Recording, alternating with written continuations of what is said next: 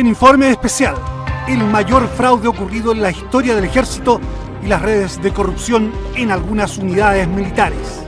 ¿Cómo fue posible que un coronel, un cabo y varios suboficiales lograran burlar todos los controles internos y quedarse con fondos de la ley reservada del cobre para su propio beneficio? Lo que está haciendo el ejército y las nuevas aristas que podrían hacer más delicada la situación. Esto es Informe Especial.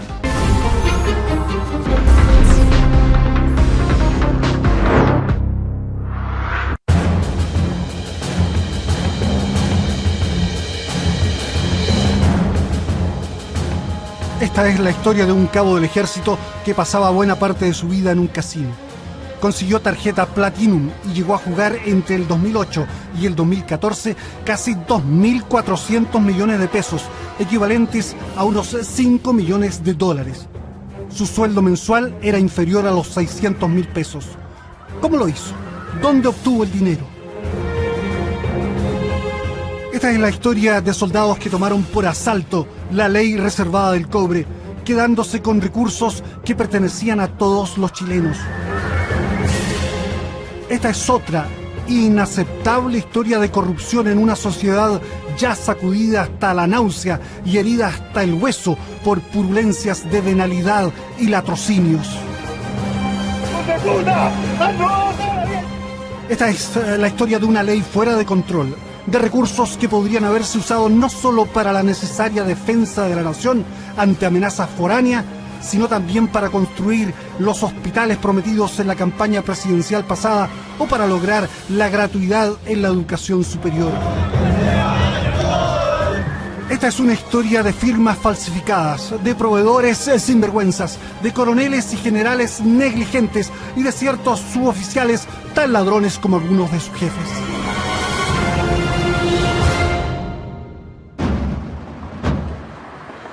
Edificio Ejército Bicentenario.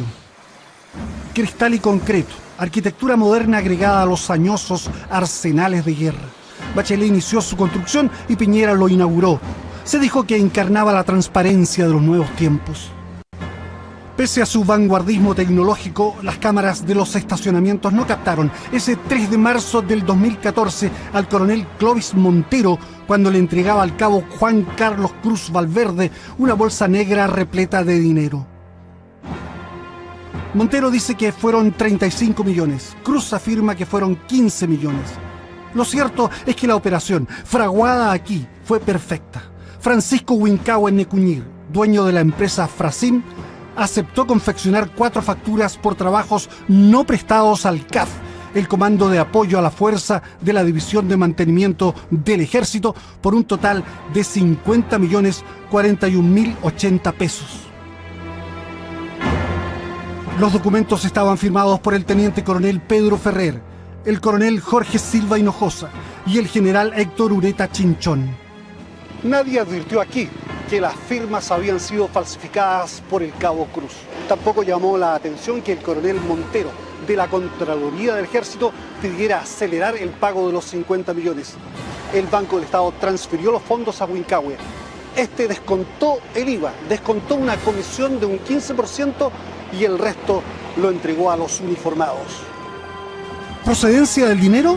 Saldos de la ley del cobre, es decir, fondos no gastados y sobrantes del 10% de las ventas de Codelco destinado a la compra de armas, combustible y mantenimiento de las Fuerzas Armadas. Ya sea por el cambio de peso a dólar o de otras circunstancias, quedan estos remanentes. Se requiere gente muy especializada para abordar estos recursos y que son precisamente quienes estaban a cargo de su custodia. Ellos eran parte de la cadena de control y quebraron esa cadena de control, por lo tanto fueron aprovechando esa vulnerabilidad que se produjo donde cometieron este ilícito. Nadie notó el desfalco y marzo del 2014 fue una fiesta para el cabo Cruz. En el casino jugó 82.466.225 pesos.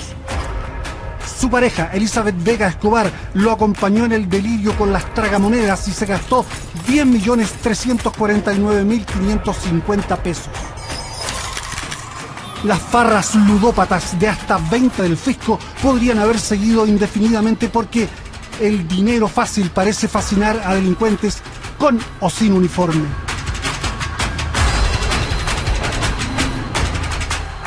Dos semanas después de la exitosa operación, Montero y Cruz reincidieron concertándose nuevamente para meter mano en los fondos del cobre. Sin embargo, algo ocurrió en ese edificio de acristaladas transparencias. Esta es la factura 013234 del 18 de marzo del 2014 por 5.435.100 pesos emitida por Frasim. Registra la compra de caliper de frenos, juegos de balatas y ejes palieres traseros para el ejército. En el reverso firman la recepción de los repuestos el general Héctor Ureta, comandante de la división de mantenimiento, el coronel Jorge Silva, jefe de la unidad, y el teniente coronel Pedro Ferrer Laguna, jefe del departamento de vehículos motorizados a ruedas. Montero obtuvo esta y otras 5 facturas truchas nuevamente con Wilcahue. El cabo Cruz las llenó y el coronel apuró el pago, llamando a la tesorería del ejército. El coronel y tesorero Samuel Poblete Alfaro las aprobó y autorizó el pago de 53.041.750 pesos. Pero luego a Poblete se le ocurrió revisar las facturas, llamándole la atención la firma de Pedro Ferrer, quien suscribe como teniente coronel, siendo que había sido ascendido a coronel y ya no estaba en mantenimiento, sino en la división de escuelas. Telefonió a Ferrer y este negó tajantemente haber firmado las facturas. Poco después entró a su oficina el coronel Clovis Montero y Poblete le preguntó: Oye, tú que estás en la Contraloría, tengo un problema con una situación de unas firmas falsas que se me presentó. Me estás cagando, Samuel. ¿Perdón? ¿Qué pasa? Explícame por qué te estoy perjudicando. Al informarse que al día siguiente vendría Ferrer a revisar los documentos cuestionados, Montero le pide que suspenda la reunión. Poblete se niega y deduce que su interlocutor está en problemas. Montero llama a Ferrer buscando una salida, pero este rechaza airado cualquier arreglo. Desesperado, Montero habla con Wilcahue y le pide que mediante un vale vista devuelva los millones transferidos horas antes. Wilcahue acepta y al día siguiente Montero entrega el vale vista a sus superiores, reintegrándose el dinero a la cuenta del ejército. Pero como una pesada oruga de tanque, la maquinaria administrativa y judicial ya rueda sobre él y sobre Cruz. Los coroneles Ferrer y Silva y el general Ureta ratifican que sus firmas fueron falsificadas y pericias caligráficas confirman el engaño. Ferrer declara que ni siquiera existe el departamento de vehículos motorizados a ruedas. Nuestros procesos demostraron a lo mejor ser ineficientes e incapaces de prever que esta situación iba a ocurrir dentro del ejército. Esto fue, sin embargo, una situación que fue detectada por el ejército y denunciada inmediatamente una vez que se tuvo conocimiento de esta situación. El cabo Cruz confiesa y dice conocer desde el 2009 al coronel Montero. Agrega que en febrero del 2014 el oficial le insinuó hacer una cosita por ahí. Preguntándole luego, ¿no tienes algún saldo por ahí? Él habría respondido, lo voy a ver y le aviso. En reunión posterior, Cruz le señala que detectó un saldo, pero que el coronel debe conseguir un proveedor para las facturas. Montero le habría dicho entonces: No te preocupes por las facturas, yo me las consigo. También te puedo dar los 2 presupuestos de otros proveedores, más la cotización de la Frasim, pero tú te encargas del resto. Recibidas las facturas, Cruz elabora actas de adjudicación, las órdenes de pedido y las actas de recepción.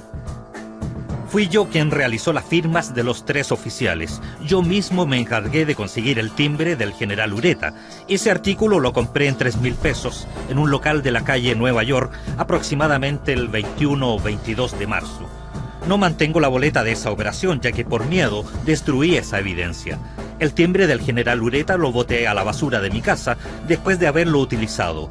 Mi accionar no despertó sospechas de nadie, ya que es habitual que en mi trabajo me vincule con facturas de proveedores del ejército.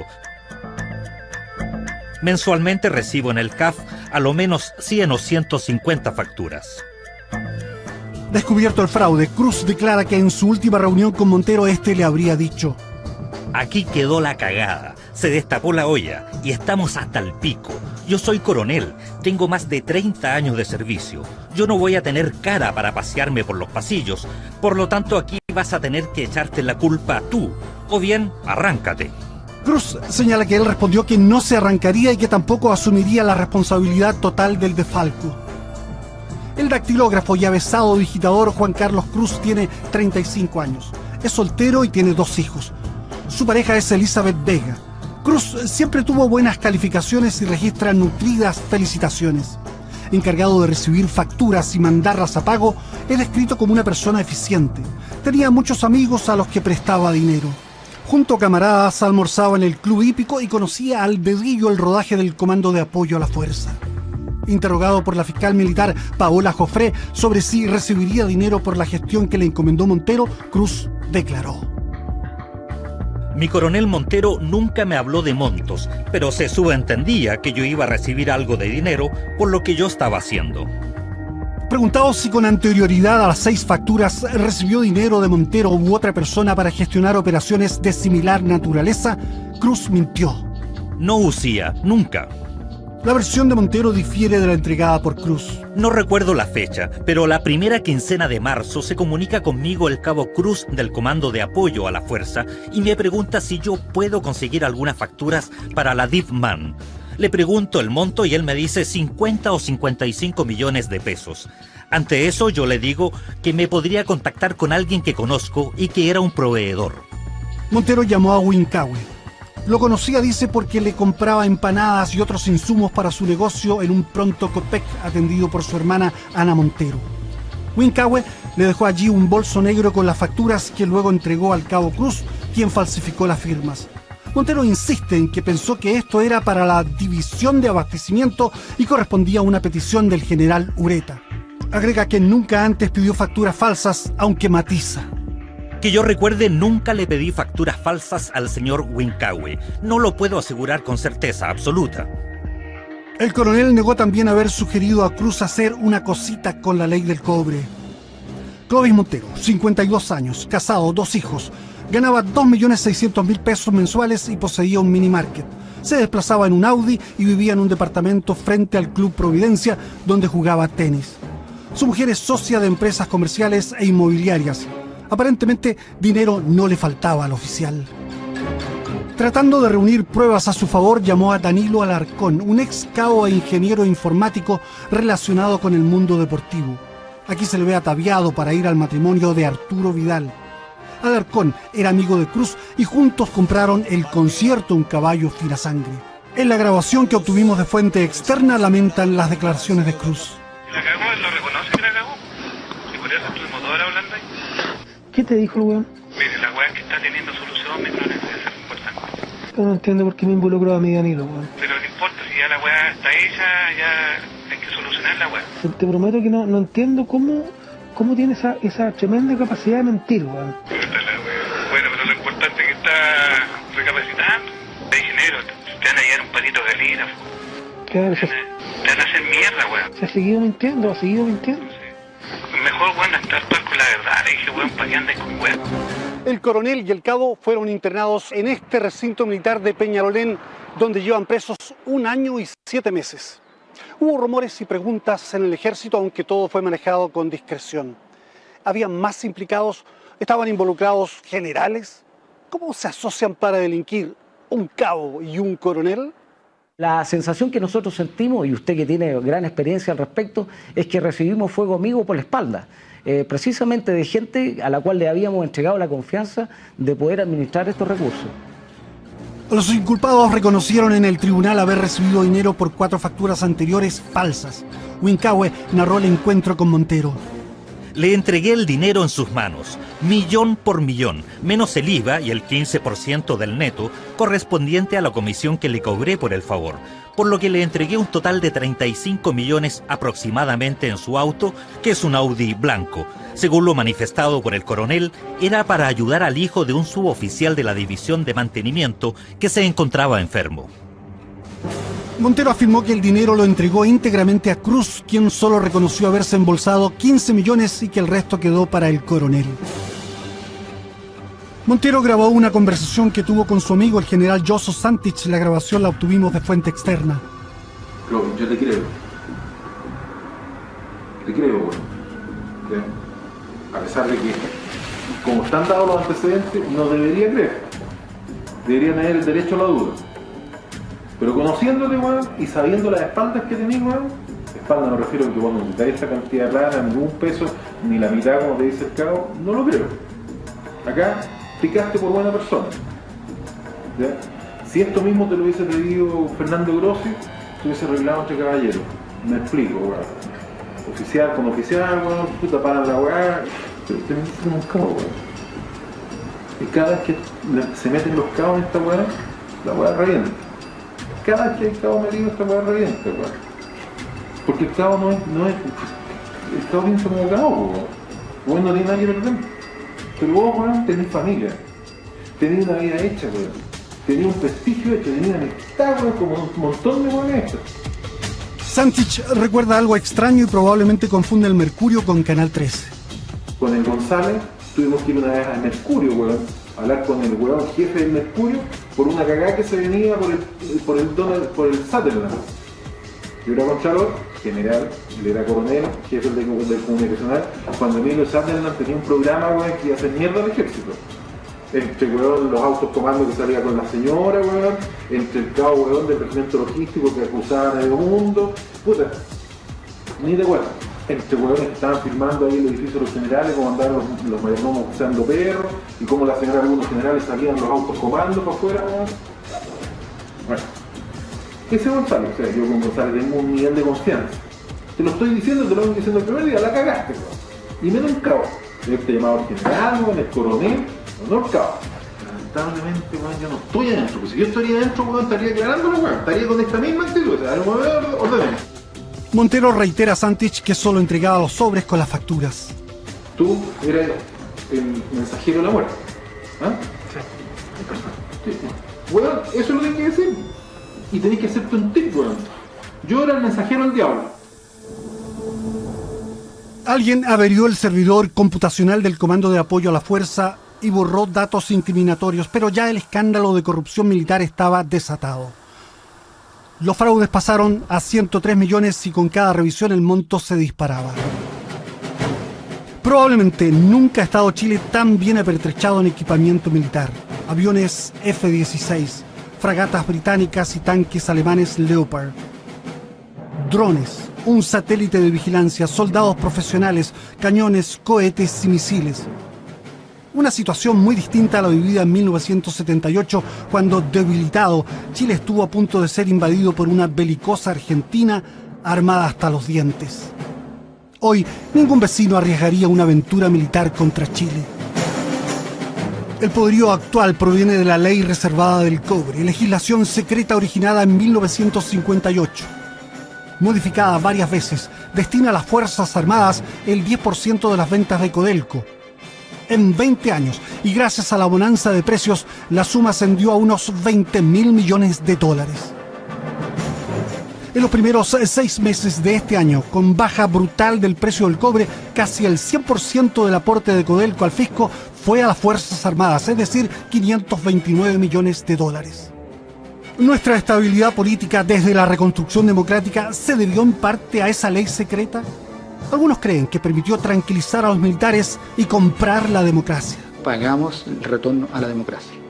Le pagamos en tranquilidad a las Fuerzas Armadas, entregarle un volumen importante, haciéndolo importantes actores, llevándola al siglo XXI. Lo que no ha hecho en salud, lo que no ha hecho en educación, lo que no ha hecho en muchas cosas, sí lo ha hecho con los militares. ¿Quién controla el uso de los recursos de la ley secreta del cobre?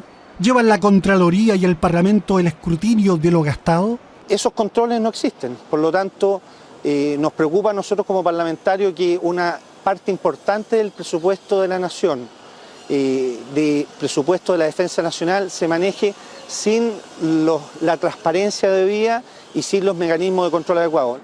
Si la fiscalización de la Contraloría es mínima y la del Parlamento inexistente en el gasto mayor de la ley del cobre, el control de los pagos menores por arreglos y repuestos es más raro aún. Si tomamos una factura cualquiera y nos metemos en el sitio de internet de impuestos internos escribiendo el RUT de la empresa y el número de la factura, el servicio nos dirá inmediatamente si está autorizada. Esta tarea elemental que ahora estamos haciendo con una factura de Fuentes Quintanilla habría evitado cientos de fraudes, pero nadie la hacía en el Comando de Apoyo a la Fuerza. Relajo de control, falta de control o interesado descontrol. El escándalo actual y las investigaciones en cursos revelan que oficiales superiores metieron las manos. Pero vamos por partes.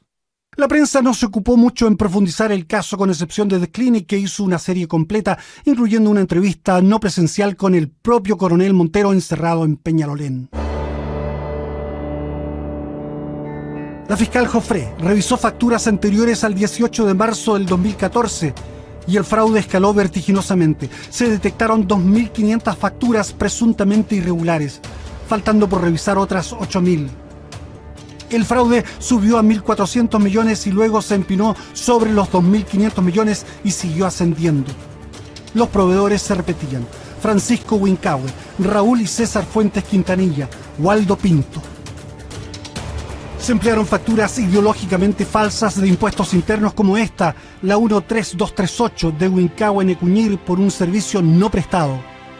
También estaban las facturas materialmente falsas, es decir, no autorizadas por impuestos internos, como la 39683 de Raúl Fuentes Quintanilla. Bastaba consultar a impuestos internos para detectar reiterados fraudes, pero nadie lo hizo. El malogrado servidor computacional del CAF y los celulares supuestamente perdidos no detuvieron la investigación. Un móvil de Cruz reveló sugerentes mensajes a su amigo el cabo Meléndez, conocido como Pitroco. Rebaja los 250 de las que dicen 2013. Esas no te las van a cobrar porque son economía. Solo te pido que me cuides la espalda. Son como 150 palos en total que tienes que rebajar de la primera orden de infraestructura. Son como 400.000 y algo dólares que no te van a cobrar porque la DIFE, la Dirección de Finanzas del Ejército, cubrió todas esas lucas, pero los jefes creen que se van a cobrar. Es una cartita bajo la manga. Aludiendo al coronel Montero, Cruz hizo el 20 de enero del 2014 un críptico encargo a Meléndez. Oye, weas, llama al cojo para que te traiga hoy el barco. Pasan los meses y por la oficina de la fiscal militar desfilan uniformados de distinto grado. A los dos arrestados se agregan la sargento Millaray Simunovich, secretaria y cercana al general Héctor Ureta, los suboficiales Miguel Escobar y Claudio González Palominos. El ejército no protege ni oculta ningún antecedente. Cada uno en forma personal tendrá que responder ante la justicia de acuerdo a lo que la justicia determine como grado de responsabilidad. En diciembre del 2014, el comandante en jefe del ejército, Humberto Oviedo, ofició al ministro de Defensa, Jorge Burgos, que 3 proveedores cobraron facturas no autorizadas y que otras correspondían a empresas con término de giro o denunciadas por suplantación y pérdidas de documentos. Solicitamos entrevista con el ministro del Interior. Queríamos saber por qué esperó 8 meses para solicitar informes sobre este escándalo militar y si hubo desvíos de fondos de la ley reservada del cobre a campañas políticas. Problemas de su agenda impidieron el encuentro. Desde el Casino Monticello surgió el detallado y desopilante historial de lo gastado por Cruz y su pareja. En noviembre del 2008, el cabo juega y pierde apenas 54.000 pesos. En enero del 2009 pierde 558.000 pesos, cifra que corresponde a su sueldo mensual, y ella 32.000 pesos. Un mes después, Cruz pierde más de 2.400.000 pesos. De ahí en adelante, no jugará menos de 1 millón al mes. En septiembre pierde 10 millones de pesos. Desde abril del 2011, el juego y las pérdidas de Cruz alcanzan una progresión delirante, llegando a jugar 248 millones de pesos en un solo mes, julio del 2013. Cruz iba al menos 2 días a la semana al Monticello. Tenía estacionamiento reservado, tarjeta preferencial y comida gratis en el restaurante. En 6 años, jugó 2.328.728.789 pesos. Ganó 177 millones y perdió más de 600 millones, una suma que habría juntado con su sueldo luego de trabajar 89 años.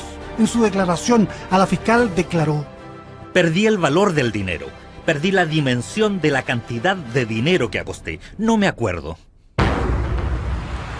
Empresarios que profitaron de la ley del cobre terminaron confesando.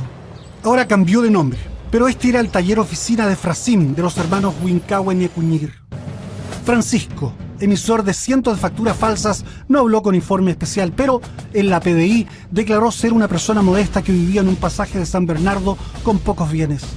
Algunos, como su celular, los había perdido. En Facebook, su hermano no disimula sus logros: parcela, casona nueva, gran piscina y quincho.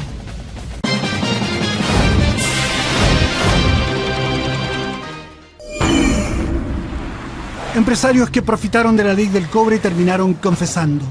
Ahora cambió de nombre, pero este era el taller oficina de Frasim de los hermanos Huincahue Ñecuñir. Francisco, emisor de cientos de facturas falsas, no habló con informe especial, pero en la PDI declaró ser una persona modesta que vivía en un pasaje de San Bernardo con pocos bienes. Algunos, como su celular, los había perdido. En Facebook, su hermano no disimula sus logros: parcela, casona nueva, gran piscina y quincho. En un chequeo de la PDI, el empresario Raúl Fuentes Quintanilla, ahora eliminado de los proveedores del ejército, registraba facturas truchas por 400 millones. Capellán, la empresa de su hijo César Fuentes Campuzano y a la que corresponden estas imágenes, también aparece con facturas por más de 400 millones. Preguntado sobre la empresa de su hijo, su padre respondió a la pregunta del tribunal: no me acuerdo, no sabría decirlo, no me acuerdo, no lo sé.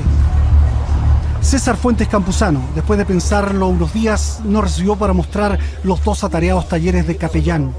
Declara que no tienen nada que ver con los ilícitos de su padre. Bueno, Inversiones Capellán no pertenece al fraude que hay contra el ejército. Se han hecho los trabajos, están los respaldos, están los talleres, está toda una infraestructura, personal, mecánica, equipamiento para realizar trabajo y desarrollo de estos mismos. Pero la fiscal Jimena Chong, quien investiga la participación de civiles en el fraude, apunta a Capellán y a Fuentes Campuzano. También aparece con un monto defraudado en su calidad de representante legal de la sociedad Capellán, sociedad anónima, la investigación nuestra se ha orientado principalmente tanto a desvirtuar que haya sido posible que hayan realizado las operaciones de las cuales dan cuenta en definitiva esta factura, y es un elemento que nuestro juicio ya se encuentra suficientemente acreditado, al punto que nosotros ya pedimos audiencia de formalización respecto de Fuentes Quintanilla, respecto de Fuentes Campuzano y una ampliación de la formalización que ya tenemos respecto de Huincahue Ñecuñir. Fuentes dice que Capellán nunca entregó facturas falsas, aunque señala que algunas pudieron ser clonadas. ¿Nunca ha pagado coima? Nunca. Nuestra política siempre ha sido bajos costos, bajos precios, lo que no a muchos les gusta. En uno de sus talleres aún se pueden ver transportes militares. Probablemente serán los últimos en reparación. El ejército lo eliminó de su lista de proveedores. Esto implica perder un 30% de su negocio. Un 40% corresponde a reparaciones de vehículos policiales y el resto a particulares.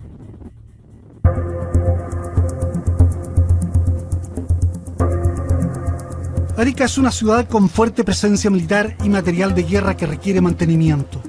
Aquí funcionaba el modesto taller de Waldo Pinto, otro proveedor del ejército. Formado como armero artificiero, Pinto se vinculaba con los regimientos, emitiendo facturas por decenas de millones de pesos. Me parece absolutamente inconsecuente, increíble, incoherente que empresas de esta naturaleza puedan prestarle servicio al ejército dentro del ámbito de la ley reservada. Para el ejército, trabajar con pequeñas o medianas empresas era parte de una política impulsada por el propio Estado. Y el ejército obviamente no discrimina, sino que se hace parte de un sistema para beneficiar a las pequeñas y medianas empresas de tal forma de que puedan, como le digo, mejorar en sus negocios. Nosotros no tenemos acceso a la persona, al taller, etcétera, sino que simplemente ellos son parte del sistema de licitaciones. Waldo Pinto declaró en Arica que oficiales del ejército lo obligaban a darles un porcentaje del valor de las facturas. Pero eso lo veremos más adelante, pues entre los involucrados aparece un coronel que fue ascendido momentáneamente a general de la República. En octubre de este año, el ex tesorero del Estado Mayor del Ejército, coronel Clovis Montero Barra, declaró que hay un aparato de defraudación en el ejército. Confeso de participar en 2 operaciones fraudulentas, acusó que civiles y uniformados han gastado dinero de los fondos del cobre en casinos, propiedades, caballos y fiestas. Yo no me imaginaba lo grande que era el desfalco y la cantidad de proveedores involucrados, dijo Montero, revelando irregularidades en el área financiera del ejército para pagar favores a generales y coroneles. El daño documentado al fisco aumentó exponencialmente. 3.300 millones, motivo suficiente para que Omar Astudillo fuera nombrado ministro en visita. El Consejo de Defensa del Estado ampliara la querella contra los autores y el Ministerio Público designara a Jimena Chong para perseguir la responsabilidad de civiles. Pero el asalto a los fondos del cobre no era cosa nueva. En el 2011 fue investigado un caso en el que aparecían nombrados los suboficiales Claudio González Palominos, Miguel Escobar, la cabo Millaray Simunovich, el proveedor Raúl Fuentes Quintanilla y su hijo César Fuentes Campuzano. El coronel de inteligencia Miguel Cantalops propuso la revisión de los procedimientos de control y sacar de la división de mantenimiento a Simunovich y a González. Cantalops fue ignorado y los suboficiales siguieron en sus cargos. Hoy están acusados de tramitar facturas falsas entre el 2010 y el 2014. En careo efectuado con Miguel Escobar hace un mes, González Palominos señaló: Sí, es efectivo que yo a contar del año 2010 comencé a pasarles facturas de la empresa Raúl Fuentes Quintanilla, capellán para falsificarlas en su contenido y darle trámite de pago para posteriormente ganar un porcentaje por estas gestiones. Todo esto se realizó en una reunión de camaradería en el Club de Campo de Rondizoni, donde él me propuso tales gestiones a cambio de dinero. Escobar retruca diciendo que todo es falso. González fue careado después con la ahora sargento Simunovich. Sí, es efectivo que le pasaba a la funcionaria que tengo a mi lado las facturas, boletas, órdenes de compra, para que ella hiciera las firmas de las mismas. Esto ocurrió desde el año 2010 al 2014. Simunovich declara que todo es falso y que nunca el suboficial le entregó dinero. Ahora, los tres están presos en el regimiento de policía militar en Peñalolén.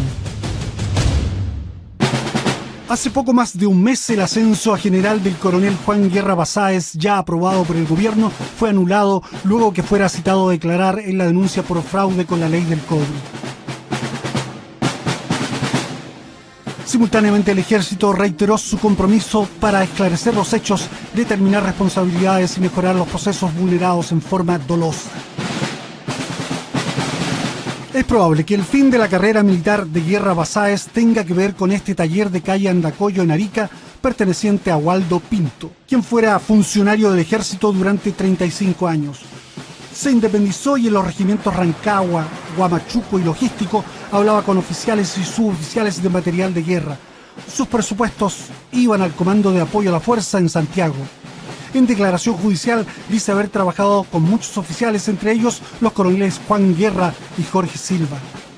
Señala que nunca entregó facturas en blanco, pero recuerda haberle tenido que dar un porcentaje de una factura por arreglo al coronel Héctor Ureta. La coima correspondió a un 50% del total que le pagaron por la factura y el dinero se lo entregó en la maestranza del regimiento logístico.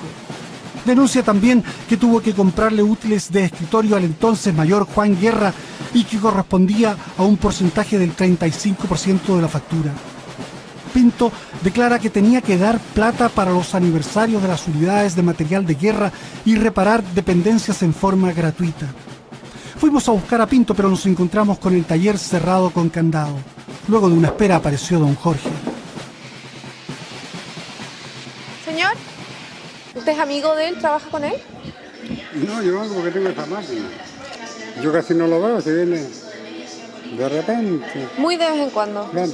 Yo tampoco vengo, estoy en las tardes, hace un rato, ahora por casualidad. Yo lo que veía acá, camiones que se pintaban de repente. ¿Camiones del ejército? Sí, pero ya hace tiempo que no. ¿Hace tiempo que no vienen? No viene. ¿Siempre está así, tan vacío, o cuando estaba funcionando antes de que se pusiera a la venta? No, siempre estaba así vacío. Vacío. Sí. ¿Y hace cuántos meses me decía usted que esto está a la venta? No, no hace mucho. ¿Y usted veía aquí camiones del ejército, me decía? Sí, pero muy a lo lejos, no. Nunca vi harto trabajo ni.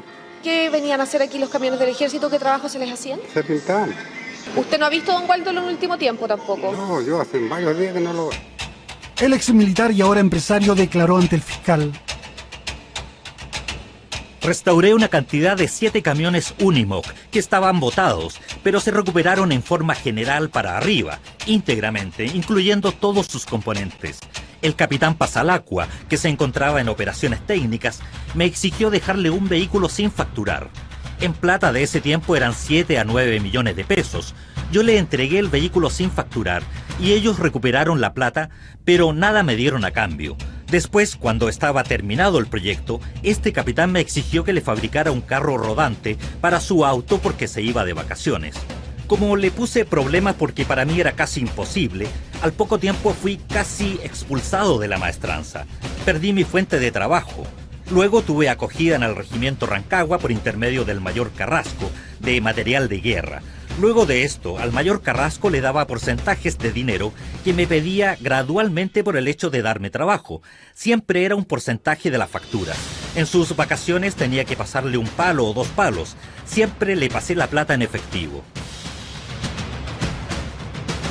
Para el fiscal Chong, Waldo Pinto y los militares participaban en un cohecho. Cada vez que recibía un pago o a cambio de la asignación de trabajo, él tenía que entregarle a distintas oficiales del ejército determinadas sumas de dinero. Pinto montó su propio taller en el 2011, pero el sistema seguía igual, pues las facturas iban a Santiago, donde ya se encontraba trabajando el coronel Guerra, al que conoció como mayor. Ante el fiscal, Pinto declaró: debía darle plata a Guerra por dichos trabajos, la cual se la depositaba en su cuenta corriente de Arica, en el Scotiabank, o bien se lo pasaba en efectivo cuando Guerra venía a ver a su padre en Arica. Más o menos por trabajos le pasaba 2 millones o 3 millones por proyecto. Si era un bus le pasaba aproximadamente unos 500.000 pesos. Si era un proyecto de 4 o más camiones, le pasaba 1.500.000 o 2 millones, y en las cocinas de campaña, como Antofagasta y Calama, era de 2 millones de pesos.